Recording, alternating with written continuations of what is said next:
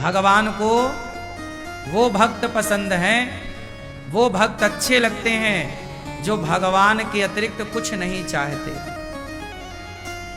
देखो, जब माँ अपने बच्चे को गोद से उतारती है ना, तो माँ अपने बच्चे को लॉलीपॉप पकड़ा देती है।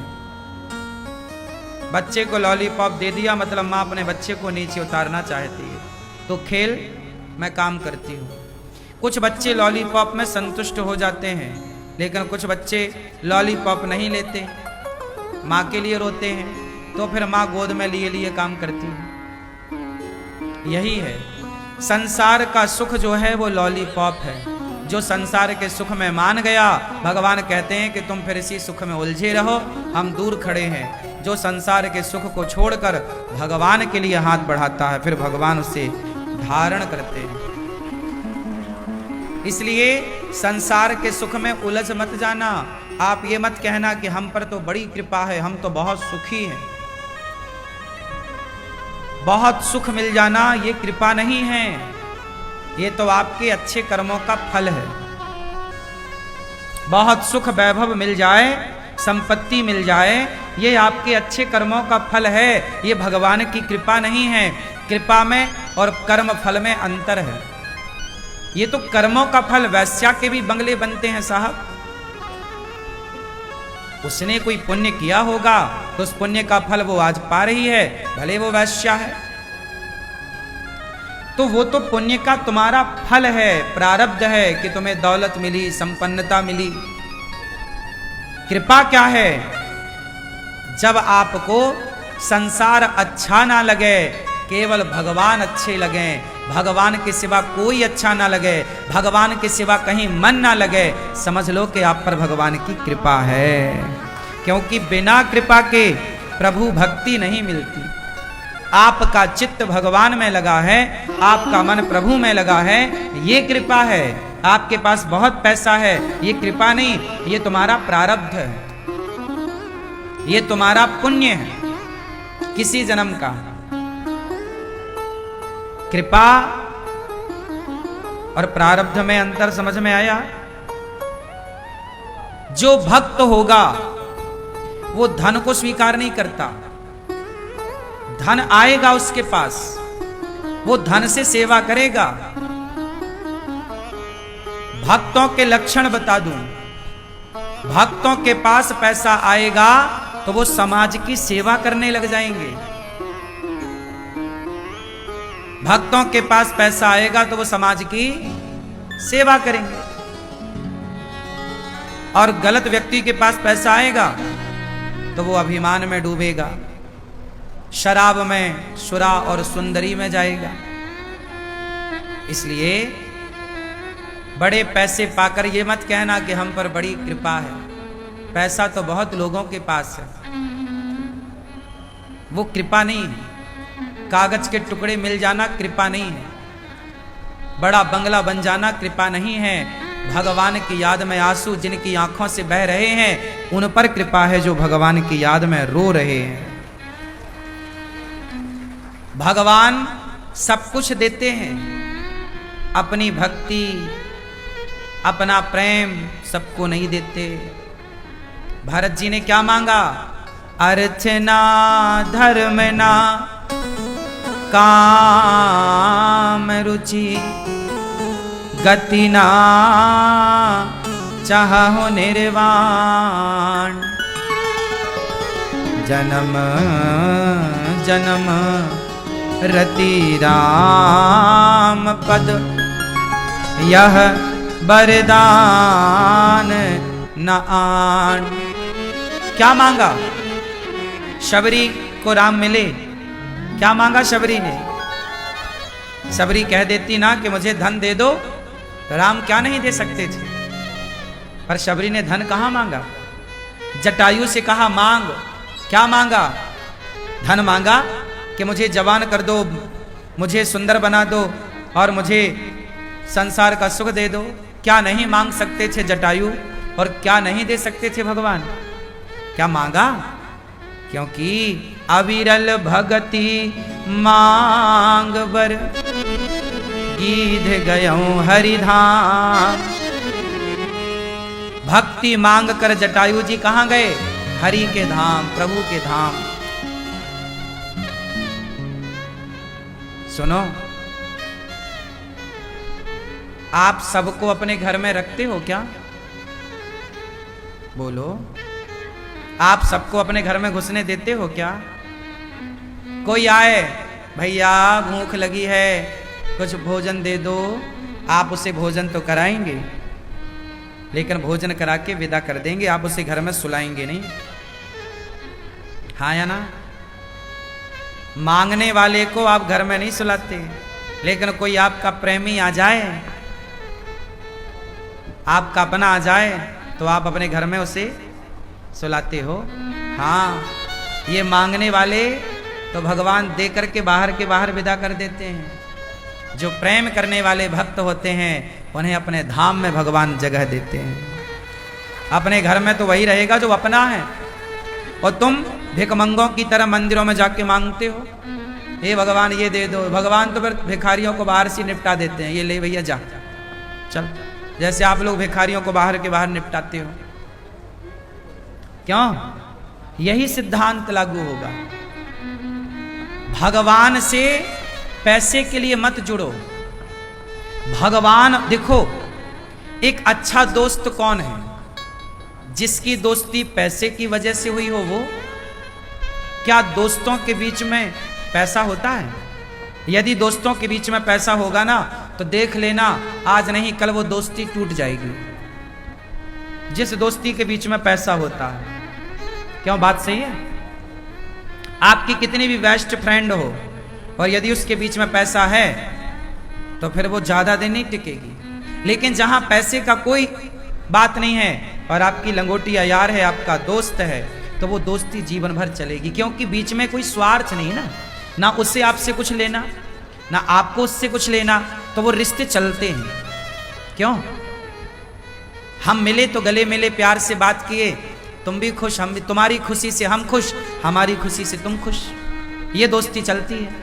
और बीच में पैसा आ जाए, दोस्ती चलती है। जब पैसे के कारण तुम्हारी सांसारिक दोस्ती नहीं चलती, सांसारिक रिश्ते नहीं चलते, तो भक्त और भगवान के बीच में यदि धन आ जाए तो फिर भक्त और भगवान का संबंध कैसे चलेगा?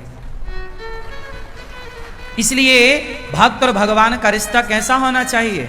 स्वार्थ से भरा या निस्वार्थ? बोलो, भक्त और भगवान का रिश्ता लंबा चलाना है तो स्वार्थ नहीं होना चाहिए। मैं भगवान की भक्ति करता हूं इसलिए नहीं कि कुछ दे दें भगवान, वो तो जो दे दें, तेरे फूलों से भी प्यार, तेरे कांटों से भी प्यार। यदि अनिरुद्धाचार्य को भगवान ने इतना कुछ दिया है और अनिरुद्धाचार्य इतना कुछ पाकर के यदि खुश है, तो कल को भगवान मेरे जीवन में कुछ और देना चाहते हैं, जरा सा कष्ट देना चाहें, जरा सा दर्द देना चाहें, जरा सा दुख देना चाहें, तो क्या मुझे उसे स्वीकार नहीं करना चाहिए? जब भगवान ने इतना सारा सुख दिया है, इतनी सारी खुशी दी है, इतनी सारी प्रसन्नता दी है, तो कल को दुख मिलेगा तो क्या हम शिकायत करने लग जाएंगे कि भगवान तुमने हमें इतना बड़ा दुख दे दिया? अरे सुख दिया है ईश्वर ने, तो जब सुख को स्वीकारा है तो दुख मिलेगा, तो उसे भी ईश्वर का प्रसाद मानकर स्वीकार करो। तेरे फूलों से भी प्यार, तेरे कांटों से भी प्यार। हम फूल ही फूल चाहें और कांटे ना चाहें तो नहीं होगा ना। हर रिश्ते में ये पहलू आते हैं। हमेशा आप खुश हैं ऐसा नहीं, कई बार आप दुखी होते हैं, कई बार आपको पति से कोई शिकायत नहीं होती तो कई बार शिकायतें खड़ी हो जाती हैं। ये जीवन ऐसे चलता है। आज हम अच्छे हैं, कल हम आपके लिए बुरे हो सकते हैं। जो व्यक्ति आज आपके लिए अच्छा है वो व्यक्ति कल आपके लिए बुरा हो सकता है। तो आज हम अच्छे हैं तो आपने हमें अच्छे रूप में स्वीकार कर लिया, कल हम पर कोई संकट आया, मुसीबत आया, अच्छे समय तो आपने हमारा साथ दिया, पर बुरा समय आने पर आप हमारा साथ छोड़ देंगे तो कैसे काम चलेगा? इसलिए हमारे और आपके बीच में जब कोई स्वार्थ नहीं होगा तो अच्छे और बुरे दोनों टाइम पे हम आपके साथ और आप हमारे साथ होंगे। उसी तरह जब भक्त और भगवान के बीच में कोई स्वार्थ ही नहीं होगा तो चाहे दिन अच्छे हों या बुरे, हम सदा भगवान की शरण में रहेंगे। आज लोग भगवान से छूट क्यों जाते हैं? क्योंकि जब तक अच्छा समय है तो भगवान भगवान होता है, समय बिगड़ता है तो लोग शिकायत करते हैं कि हमने तुम्हारी इतनी भक्ति की, तुमने हमें दिया ही क्या, ये हो गया वो हो गया, देखो ये संकट आया वो संकट आया। लोग अपनी बातें सुनाते हैं भगवान को कि देखो हमने इतनी भक्ति की, क्या मिला। तो जहां आपका संबंध भगवान से स्वार्थ के लिए था, स्वार्थ को रखकर था, वो नहीं चलेगा। रिश्ते तो तब चलेंगे कि जब भगवान से ये प्रॉमिस हो कि प्रभु आप 56 भोग खिलाओगे तो भी हम आपके हैं, और हमें भूखा सुलाओगे तो भी हम आपके हैं। आप हमें महलों में रखो तो भी हम आपके हैं, और आप हमें झोपड़ी में रखो तो भी हम आपके हैं। जब ये समर्पण भक्त में आएगा तो आपका संबंध चलेगा, और इसी समर्पण से जीवन में, इसी समर्पण से जीवन में भगवान की प्राप्ति होगी, जीवन के अंतिम चरण में। आज ये भावना बनाइए, इस भाव पर अडिग रहिए, चलते रहिए, आपके जीवन में भगवान जरूर प्रवेश करेंगे, भगवान का साक्षात्कार जरूर होगा, भगवान की कृपा जरूर होगी। वो दिन जरूर आएगा कि जब हम भगवान के नित्य दास बन करके प्रभु के धाम में वास करेंगे। भगवान के पास रहना कितना अच्छा है, भगवान की शरण में रहना कितना अच्छा है। हम देखो अनिरुद्धाचार्य कौन है? हम तो भगवान की गाइडलाइन पर चलने वाले हैं, जो भगवान कहते हैं हम उस पर चलते हैं। हमारी अपनी कोई विचारधारा नहीं है, हमारी अपनी कोई सोच नहीं है, हमारी अपनी कोई उम्मीदें नहीं हैं, हमारी अपनी कोई इच्छा नहीं है। हम तो भगवान की कठपुतली हैं, जैसे वो नचा रहे हैं हम उनके सारों पर नाच रहे हैं। हमारी अपनी कोई स्वतंत्रता नहीं है। जब इस तरह का समर्पण आप कर लोगे तब भगवान आपको अपने धाम में स्थान देंगे। क्या आप इस तरह का समर्पण करने को तैयार हैं? इस तरह के समर्पण को ही भक्त कहते हैं। जिसके अंदर इस तरह का समर्पण है वही भक्त है। यदि आपके अंदर इस तरह का समर्पण नहीं है तो फिर आप भक्ति के पथ पर यदि चल रहे हो, समाज को ये बता रहे हो कि जी मैं भक्त हूं, लेकिन आप ईश्वर की गाइडलाइन पर चल नहीं रहे हैं, तो फिर भक्ति नहीं है। भक्तों का लक्षण यही है कि जैसे रखे राम जी रहना चाहिए। जिंदगी की हम समर्पण की बात करें, भक्त के लक्षण, जिंदगी की डोर सौंप हाथ दीनानाथ के, महलों में रखें चाहे झोपड़ी में वास दे। भगवान चाहे महलों में रखें चाहे झोपड़ी में रखें, ये समर्पण लाओ। आज सब कुछ अच्छा चल रहा है तो लोग भगवान की शरण में हैं। कल कोई उतार चढ़ाव आ जाता है तो लोग क्या कहते हैं, हम पहले तो भगवान को मानते थे अब नहीं मानते, क्योंकि पहले भगवान सुनते थे अब नहीं सुन रहे हैं। आप भगवान को अपने हिसाब से मत चलाओ, आप भगवान के हिसाब से चलो। दुर्योधन ने कृष्ण को अपने हिसाब से चलाना चाहा। ए कृष्ण, जैसा मैं कहूं तुम वैसा करो। दुर्योधन ने कृष्ण को अपने हिसाब से चलाना चाहा, जबकि पांडव अर्जुन कृष्ण को अपने हिसाब से चलाए नहीं, पांडव भगवान के हिसाब से चले। श्री कृष्ण की बहन का नाम है सुभद्रा। भगवान श्री कृष्ण की बहन का नाम क्या है? जोर से, सुभद्रा। सुभद्रा के बेटे का नाम क्या है? बोलो बोलो। अभिमन्यु। महाभारत के युद्ध में 19 वर्ष की उम्र में, महाभारत के युद्ध में 19 वर्ष की आयु में अभिमन्यु मारे गए। भगवान श्री कृष्ण के सगे भांजे हैं, सगे।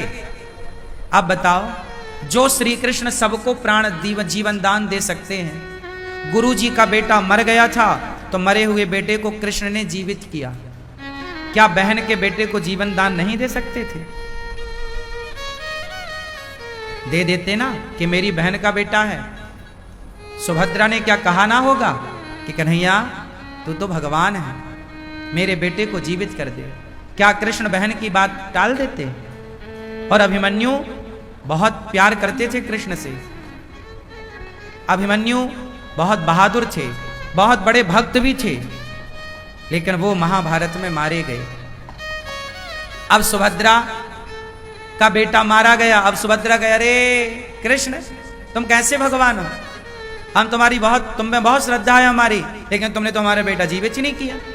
वाह, बेटा जीवित कर दें तो अच्छे भगवान हैं, और ना करें तो गलत भगवान है। जहां ये स्वार्थ होगा वहां रिश्ता नहीं चलेगा।